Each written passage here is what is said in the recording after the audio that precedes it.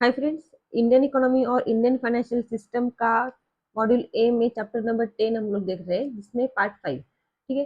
तो इस particular video में फ्रेंड्स हम लोग समझने की कोशिश करेंगे कि जो ग्रीन फाइनेंस होती है क्लाइमेट रिस्क को कम करने के लिए, जो हम बैंक ग्रीन फाइनेंस करती है, तो उसमें हमने आज तक कितनी प्रोग्रेस हासिल कर रखी है और कौन कौन से चैलेंजेस है। ठीक है। कहाँ कहाँ कमियां हैं, कहाँ कहाँ पे हमने अच्छे से परफॉर्म किया है, तो ये सारी बातें इस पर्टिकुलर वीडियो में हम लोग समझने की कोशिश करेंगे। तो ग्रीन फाइनेंस के बारे में जनरल अवेयरनेस कितना है लोगों में, उसमें कितनी इंप्रूवमेंट हुई है, कितनी बढ़ोतरी हुई है। साथ ही साथ ग्रीन लेंडिंग क्या होता है और ग्रीन बॉन्ड क्या होता है। ग्रीन लेंडिंग और ग्रीन फाइनेंस एक ही मतलब है, तो इसको हमने पहले भी काफी बार देख चुके हैं। ठीक है, तो चलिए शुरू करते हैं। हमारा पहला पॉइंट है यहाँ पे इम्प्रूवमेंट इन जनरल अवेयरनेस। तो जनरल अवेयरनेस मतलब कि लोगों को ग्रीन फाइनेंस के बारे में कितना पता है। इसके लिए अलग अलग इंस्टीट्यूशन क्या क्या कोशिश करती है ताकि लोगों में अवेयरनेस बनी रहे कि हमें ग्रीन फाइनेंस की तरफ बढ़ावा मतलब ग्रीन फाइनेंस को बढ़ावा देना है, ताकि क्लाइमेट रिस्क को कम कर सके। There is a paucity of data for assessing the awareness regarding green finance and sustainable development from conventional sources। तो बोल रहे हैं यहाँ पे सिंपल सा मतलब है कि पॉजिटिव पॉजिटिव मतलब किसी चीज की कमी होना है ना, कमी होना। तो पॉजिटिव मतलब कि जो डेटा है, ऑफिशियल जो डेटा है, ठीक है, ऑफिशियल डेटा जो है रिगार्डिंग किसके बारे में डेटा, ग्रीन फाइनेंस के बारे में जो ऑफिशियल डेटा है वो आज तक कम है, मतलब इनफ नहीं है, इतना ज्यादा सफिशिएंट नहीं है ताकि लोगों को पता चले कि ग्रीन फाइनेंस क्या होता है, हमें ग्रीन फाइनेंस को बढ़ावा देना चाहिए ताकि क्लाइमेट रिस्क को कम कर सके, क्लाइमेट चेंज से होने वाले परिणामों की जो निगेटिव इम्पैक्ट है उसको कम कर सके। तो आज तक ऐसा कोई ऑफिशियल डेटा डेटा सोर्स नहीं है ताकि लोगों को पता चले कि ग्रीन फाइनेंस होता क्या है। तो इसके लिए यहाँ पे एक ऑप्शन इन्होंने दे दिया है कि इन दिस रिगार्ड। ठीक है, तो इसको मतलब लोगों को अवेयर करने के लिए in this regard Google trends can be a powerful tool for understanding the pattern of Google searches made in different locations at different point in time. तो यहाँ पे लोगों में अवेयरनेस जनरेट करने के लिए, लोगों को जानकार बनाने के लिए यहाँ पे गूगल ट्रेंड मतलब क्या कि सिंपल सा आपको जब भी कोई इन्फॉर्मेशन चाहिए होती है, जो आपको जो गूगल जो मोबाइल में जो गूगल टैब होता है वहां पे जाके आप कुछ भी सर्च कराते हो, वही इसका मतलब है कि आप लोग क्या करेंगे कि अलग अलग लोकेशन पे अलग अलग टाइम पे लोग जो गूगल पे जाके हम लोग क्या कर सकते हैं, गूगल सर्च कर सकते हैं। तो जितना ज्यादा किसी पर्टिकुलर एरिया में गूगल सर्च होगा, उतना ज्यादा वहाँ के लोग अवेयर होंगे। सिंपल सा मतलब है इसका। तो यहाँ पे गूगल ट्रेंड क्या शो करेगा, गूगल ट्रेंड हमें ये शो करेगा कि जो बहुत सारे पीपल जो है वो जो गूगल पे जाके टॉप टॉपिक सर्च करेंगे, जैसे कि ग्रीन फाइनेंस हो गया, जैसे कि क्लाइमेट चेंज हो गया, रिन्यूएबल एनर्जी हो गया, सस्टेनेबल डेवलपमेंट हो गया। जितने ज्यादा किसी पर्टिकुलर एरिया में सर्चेस हो गए, उतने ज्यादा वहाँ के लोग अवेयर हो गए, ये इसका सिंपल सा मतलब है। यहाँ पे कोई एग्जाम एग्जाम से रिलेटेड कोई क्वेश्चन नहीं बनेगा आपका। एग्जाम एक क्वेश्चन बन सकता है, तो ये बन सकता है कि क्या गूगल को यूज करके हम लोग जनरल अवेयरनेस को बढ़ावा दे सकते हैं, तो यस दे सकते हैं। आगे का पॉइंट है हमारा ग्रीन लेंडिंग। तो ग्रीन लेंडिंग मतलब ग्रीन फाइनेंस काफी बार हमने देखा है। तो यहाँ पे बोल क्या रहे हैं कि आरबीआई ने क्या बोला है, आरबीआई ने ग्रीन लेंडिंग को बढ़ावा देने के लिए बैंकों को ग्रीन लेंडिंग को सपोर्ट करने के लिए यहाँ पे पीएसएल के तहत, प्रायोरिटी सेक्टर लेंडर के तहत, सॉरी प्रायोरिटी सेक्टर लेंडिंग के तहत यहाँ पे ग्रीन फाइनेंस को इंक्लूड कर दिया है, रिन्यूएबल एनर्जी को इंक्लूड कर दिया है। एज एट एंड मार्च 2000 मतलब 2020 के लास्ट में the aggregate outstanding bank credit to the non conventional energy sector was around 36,543 crore, constituting 7.9% of the outstanding bank credit to the power generation, compared to 5.4% in March 2015। बोल रहे हैं कि 2015 में जितना भी पावर सेक्टर में बैंकों ने यहाँ पे लोन दे रखा है, चाहे कन्वेंशनल हो चाहे नॉन कन्वेंशनल हो, कोल यूज करके हो, पेट्रोल यूज करके हो, रिन्यूएबल एनर्जी, तो पूरे पावर सेक्टर को यहाँ पे मतलब पावर जनरेट करने वाली जो अलग सेक्टर है वहां पे जितना बैंकों ने लोन दे रखा है 2015 में, उसमें से 5.4 कितना था, ऐसे कंपनीज को लोन दे रखा था बैंकों ने जो रिन्यूएबल एनर्जी को यूज करके प्रोडक्शन करती है।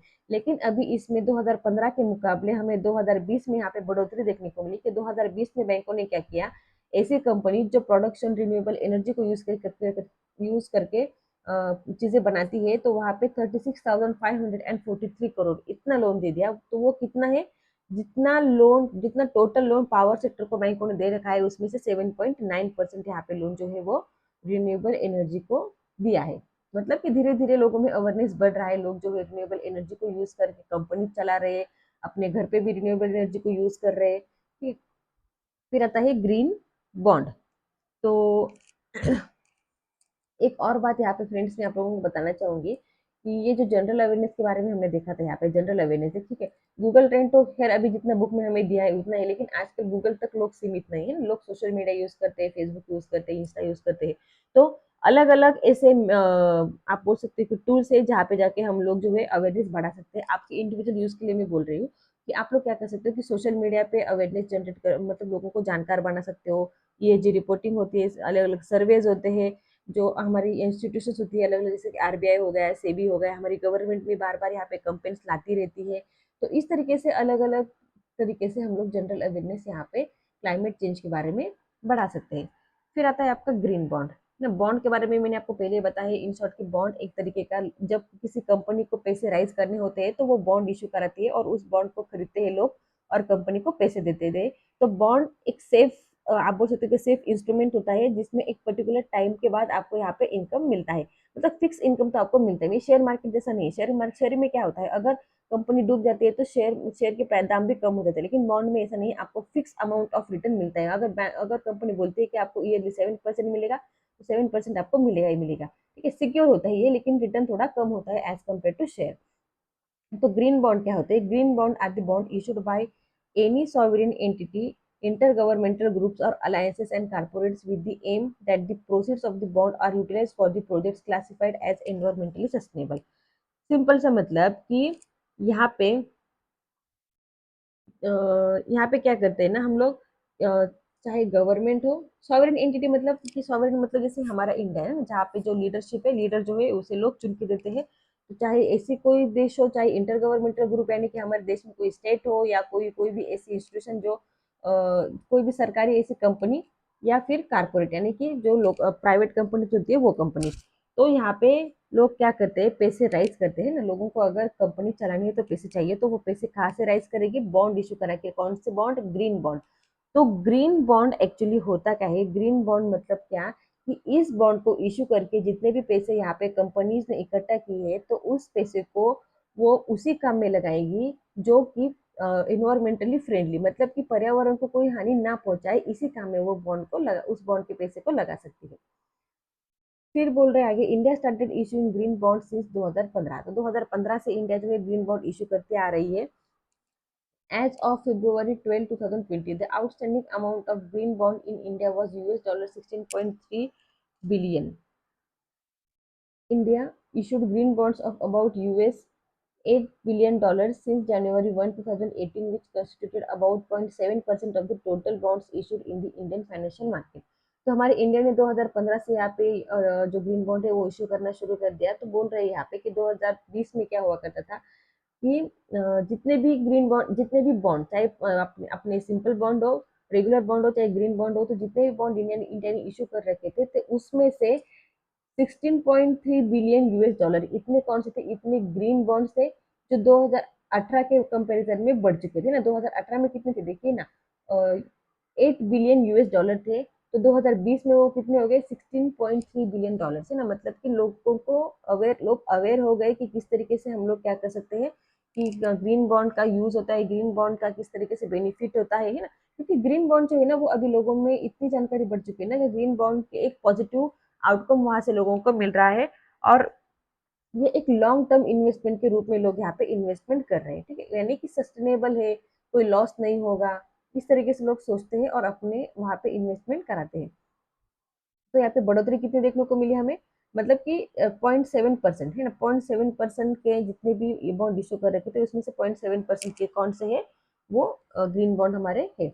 Although the value of the green bonds issued in India since 18 constituted a very small portion of the total bonds issuance, India maintained a favorable position compared to several advanced and emerging economies। हमने देखा कि 0.7% ये बहुत ही nominal value है, बहुत ही कम value है, लेकिन ये 0.7 में जितने भी लोन आते हैं, जितने भी अमाउंट के लोन यहाँ पे आते हैं, जितने भी अमाउंट का अमाउंट यहाँ पे आती है वो बहुत ही अच्छे यानी कि फेवरेबल है, यानी अच्छी है। जितने भी डेवलप्ड कंट्रीज है या बाकी देश है उनके कंपैरिजन में हमने यहाँ पे काफी अच्छी प्रोग्रेस जो है वो हासिल कर रखी है। Most of the green bonds issued in 2015 had maturities of 5 years और above but less than the 10 years। तो बोल रहे हैं यहाँ पे कि जितने भी हमने अलग अलग बॉन्ड यहाँ पे इशू कर रखे तो अलग अलग मैच्योरिटी होती है। मैच्योरिटी मतलब कि उस मैच्योरिटी के बाद, उस पर्टिकुलर टाइम के बाद आपको जो पैसा है बॉन्ड का वो पूरी तरह से आपका इंटरेस्ट के साथ वापस मिल जाएगा। तो 5 साल के हो सकते हैं, 10 साल के हो सकते हैं, 20 साल के हो सकते हैं, ठीक है, लेस देन 10 years। देखिए फ्रेंड्स 20 साल के भी हो सकते हैं, लेकिन यहाँ पे बोल क्या रखे कि most of the green bonds है ना, तो मतलब कि और ज्यादा लॉन्ग टर्म के भी इशू कर सकते हैं, लेकिन यहाँ पे आज तक कितने हुए हैं, 5 साल और 5 से 10 साल तक, ठीक है, 5 साल से लेकर 10 साल तक, यानी कि लॉन्ग टर्म इन्वेस्टमेंट होती है green bonds. However, some issuers such as Yes Bank, Indian Renewable Energy Development Agency, Rural Electrification Corporation Limited या power finance corporation, Indian railway, Adani renewable energy have issued green bonds with the maturity of 10 years और मोर years है। लेकिन फिर भी क्या हो, जो देखिए अलग अलग कंपनीज है उन्होंने क्या किया है, उन्होंने यहाँ पे ग्रीन बॉन्ड इशू कर रखे हैं लेकिन मोर देन 10 years के लिए ना। अब उनको पैसा चाहिए, उनको डेवलपमेंट करेंगे तो टाइम तो लगेगा ना डेवलपमेंट में, तो उन्होंने जो पैसा यूज करने के लिए लोगों से ले रखा है वो कितने दिन तक रख सकते हैं, 10 साल से लेके 20 साल तक। ये क्वेश्चन में नहीं आएगा क्योंकि अलग अलग कंपनी जो है अलग अलग दिन के लिए, अलग अलग ईयर्स के लिए यहाँ पे बॉन्ड इशू कराती है। तो कहने का मतलब यही है कि जो ग्रीन बॉन्ड है वो लॉन्ग टर्म के लिए होते हैं। Renew power, it has issued green bonds with maturity period of less than 5 years इन 2019। मतलब देखिए कि कोई कोई जो है वो 5 साल से कम पीरियड के लिए भी करता है, कोई कोई जो 10 साल से ज्यादा पीरियड के लिए भी करता है। Around 76% of the green bond issue in India since 2015 were denominated in the US dollar. तो यहाँ पे अलग अलग जो हमने ग्रीन बॉन्ड इशू कर रखे हैं इंडिया ने, इंडियन कंपनीज ने, तो उसमें से काफी सारे यूएस डॉलर में है। अब यूएस डॉलर में है, इसका मतलब क्या है, इसका मतलब ये है कि यहाँ पे जो कंपनीज है वो चाहती है कि वो फॉरेन इन्वेस्टर्स को यहाँ पे अट्रैक्ट करे, वो चाहती है कि फॉरेन इन्वेस्टर्स भी हमारे बॉन्ड को खरीदे। इसलिए उन्होंने इस बॉन्ड को यूएस डॉलर में इशू किया, क्योंकि यूएस डॉलर जो है वो इंटरनेशनल, वो एक हार्ड करेंसी, यानी कि इंटरनेशनल मार्केट में उसकी काफी अच्छी डिमांड है, लोग यूएस डॉलर को प्रेफर करते हैं। तो यहाँ पे अगर यूएस डॉलर में बॉन्ड इशू करेंगे तो इन्वेस्टर्स का मतलब फॉरेन इन्वेस्टर्स को बढ़ावा मिलेगा। In addition to corporate and government, the World Bank has issued green bonds towards several projects in India from time to time। अब बोल रहे हैं कि काफी हमने देखा कि अलग अलग कंपनीज, अलग अलग हमारी जो गवर्नमेंट है वो यहाँ पे ग्रीन बॉन्ड इशू कराती है, लेकिन यहाँ पे वर्ल्ड बैंक जो है ना, वर्ल्ड बैंक भी यहाँ पे ग्रीन बॉन्ड को इशू कर सकती है। जो अलग अलग प्रोजेक्ट्स के लिए अलग अलग देशों को पैसे चाहिए जैसे कि इंडिया को भी, तो उसके लिए वो ग्रीन बॉन्ड इशू कर सकती है। मतलब वो चाहती है, वो मदद करती है अलग अलग देशों को जो पैसे इकट्ठा करने में, कि जो इन्वायरमेंटली सस्टेनेबल प्रोजेक्ट अलग अलग देश चला रहे हैं उनको यहाँ पे पैसों की कमी ना हो, वो यहाँ पे डेवलप हो, उनको बढ़ावा मिले, तो इसके लिए वो क्या करती है, ग्रीन बॉन्ड इशू करके अलग अलग कंट्रीज को फंडिंग करती है। In some green finance in India is still at the nascent stage. तो बोल रहे नेसेंट मतलब कि एक डेवलपमेंट स्टेज में है, अभी तो पूरी तरह से ग्रो नहीं हुआ है, एक छोटे बच्चे की स्टेज में है। तो ग्रीन फाइनेंस अभी भी एक डेवलपमेंट की स्टेज में है जिसमें और ज्यादा डेवलपमेंट हम लोग कर सकते हैं। Green bonds constituted only 0.7% of all bonds issued in India since 2018, and bank lending to the non-conventional energy constituted about 7.9% of outstanding bank credit to the power sector as on March 2020। तो बोल रहे हैं मतलब देखिए ना, जितने bond आज तक हमने टोटल बॉन्ड इशू कर रखे थे तो उसमें से सिर्फ 0.7%, मतलब 1% भी नहीं है, 1% भी ग्रीन बॉन्ड नहीं है। तो यहाँ पे ये भी शुरुआत है, हमें और ज्यादा इस नंबर को बढ़ावा देना है। और जितना लोन बैंकों ने यहाँ पे पावर सेक्टर को दे रखे हैं उसमें से 7.9% ही हमने रिन्यूएबल एनर्जी सेक्टर को दे रखे थे, यानी कि ये जो नंबर है ना 0.7 या 7.9, इसको हमें बढ़ाना है। ठीक है, तो इसको बढ़ाने में आप हम जैसे लोग यहाँ पे सिंपल सा काम अगर करेंगे, अगर एक पौधा भी अपने जन्मदिन पे लगाएंगे तो काफी अच्छे से यहाँ पे इम्पैक्ट डाल पाएंगे। तो ये बोल रहे हैं कि हमें और आगे यहाँ पे बढ़ना है। ठीक है, तो यहाँ पे पर्टिकुलर पार्ट आपका खत्म होता है, एक बार फिर से रिवाइज कर लेंगे। तो हमने देखा कि जनरल अवेयरनेस लोगों तक आज तक कोई ऑफिशियल डेटा यहाँ पे नहीं है, तो अलग अलग तरीके से हम लोग यहाँ पे लोगों के बीच क्लाइमेट एक्शन के लिए यहाँ पे जनरल अवेयरनेस क्रिएट कर सकते हैं। हम लोग क्या कर हम लोग जो सिंपल सा आप लोग गूगल, जहाँ पे गूगल सर्च करा सकते हो, जितने ज्यादा गूगल सर्चेस किसी पर्टिकुलर एरिया में हो गए उतने ज्यादा वहाँ के लोग अवेयर हो गए। आजकल तो सोशल मीडिया एक टॉप, मतलब सोशल मीडिया तो इतना ज्यादा बढ़ गया है कि आपको गूगल पे जाने की जरूरत नहीं है। फिर ग्रीन लैंडिंग हमने काफी बार देखा। ग्रीन लैंडिंग मतलब क्या होता है कि इन्वायरमेंटली फ्रेंडली जो प्रोजेक्ट होते हैं तो उनको बैंक क्या करती है, लोन आसानी से दे देती है। तो इसको बढ़ावा देने के लिए आरबीआई ने क्या किया, आरबीआई ने यहाँ पे पीएसएल के तहत रिन्यूएबल एनर्जी को लाया है। इसको लाने का मतलब क्या है आरबीआई का, क्योंकि आरबीआई क्या चाहती है कि आरबीआई चाहती है कि क्लीन एनर्जी को प्रमोट करे, वो चाहती है कि बैंक जो है प्रायोरिटी सेक्टर में यहाँ पे लोन दे। ठीक है, तो इस तरीके से आरबीआई यहाँ पे क्लाइमेट रिस्क को कम करने के लिए इनडायरेक्टली मदद करती है। फिर ग्रीन बॉन्ड हमने देखा कि ग्रीन बॉन्ड मतलब ऐसे बॉन्ड होते हैं जो कोई कंपनी पैसे राइज करने के लिए इश्यू करती है, और उस बॉन्ड को इश्यू करके जो पैसे उसने इकट्ठा कर रखे हैं वो उसी प्रोजेक्ट में लगाएगी जो कि इकोनॉमिक, जो मतलब जिनसे पर्यावरण को कोई हानि नहीं होती है। तो यही सिंपल सी बात है। और आगे यहाँ पे कुछ कंपनीज के नाम दे रखे हैं और बोल रखा है कि जो ग्रीन बॉन्ड हम लोग इश्यू कराते हैं वो टोटल बॉन्ड में से 0.7% है, और जो यहाँ पे पावर सेक्टर को लोन दे रखा है हमने तो उसमें से 7.9% हमने रिन्यूएबल एनर्जी को यहाँ पे दे रखा है। तो इन नंबर को हमें अभी बढ़ाना है। ठीक है, तो यहाँ पे ये पर्टिकुलर पार्ट खत्म होता है। Thank you friends.